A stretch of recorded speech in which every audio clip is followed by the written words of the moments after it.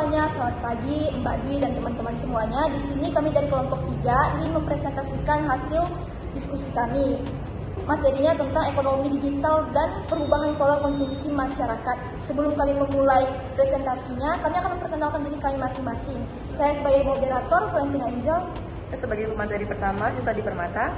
Saya pemateri kedua, Nazwa Zahra. Saya pemateri ketiga, Tania Adenibrum. Saya pemateri keempat, Noah Afrika. Sekian perkenalan kami, silakan saksikan. Baiklah, saja ke slide pertama. Ekonomi digital mempengaruhi pola konsumsi masyarakat. Era digital telah membawa perubahan yang sangat signifikan dalam berbagai aspek kehidupan, termasuk dalam bidang ekonomi dan pola konsumsi masyarakat. Ekonomi digital mengacu pada aktivitas ekonomi yang berbasis teknologi digital, termasuk e-commerce, layanan keuangan digital, media sosial, serta teknologi berbasis data dan kecerdasan buatan. Perkembangan ini telah mengubah pola konsumsi masyarakat dalam berbagai aspek. Pengaruh utama, kemudahan akses dan pembelian.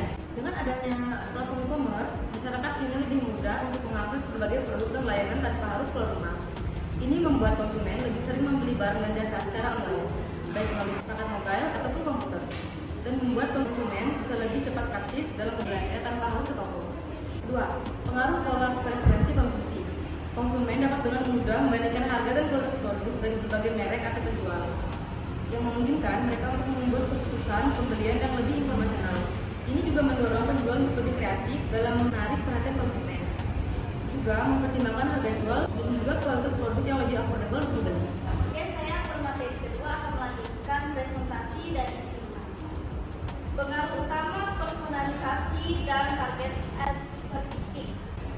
Ekonomi digital memungkinkan pemasaran yang lebih terpersonalisasi, di mana algoritma dapat menganalisis data pengguna untuk menawarkan produk yang sesuai dengan preferensi mereka.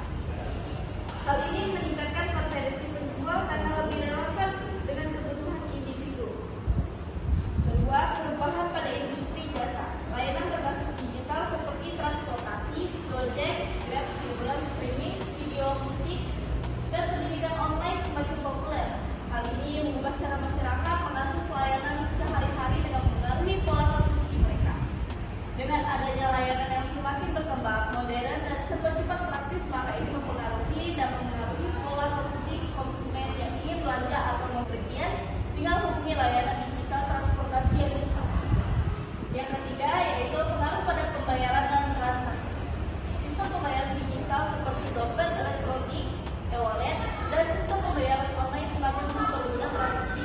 Konsumen kini lebih terbiasa dengan cara pembayaran non tunai seperti tinggal scan code, QRIS, atau transfer melalui media teknologi yaitu handphone, yang mendorong transaksi lebih cepat dan efisien.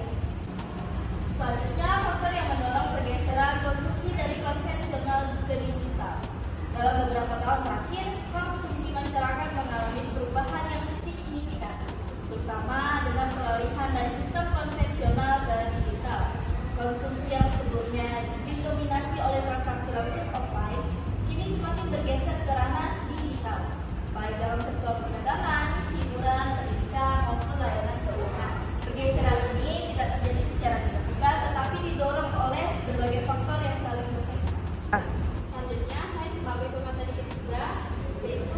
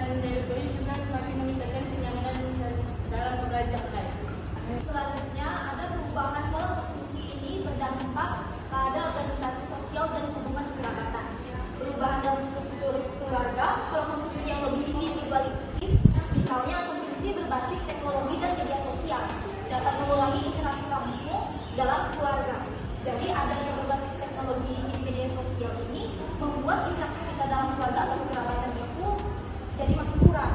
Nah, itu penjelasan yang bisa saya berikan untuk yang bagian pertama. Selanjutnya memberikan konsumsi makanan instan dan layanan pesan antar dapat mengurangi tradisi makan bersama yang sebelumnya menjadi momen interaksi sosial keluarga. Jadi pada konsumsi makanan layanan pesan antar ini ada pada Gojek, GoFood atau dan sebagainya, ini membuat faktor negatifnya ini membuat kita menjadi kurang interaksi sosial kita dan keluarga kita. Karena pastinya pesan sendiri dan hanya untuk sendiri dong kalau Gojek atau GoFood dan sebagainya. Dan yang kedua ada transformasi hubungan kekerabatan.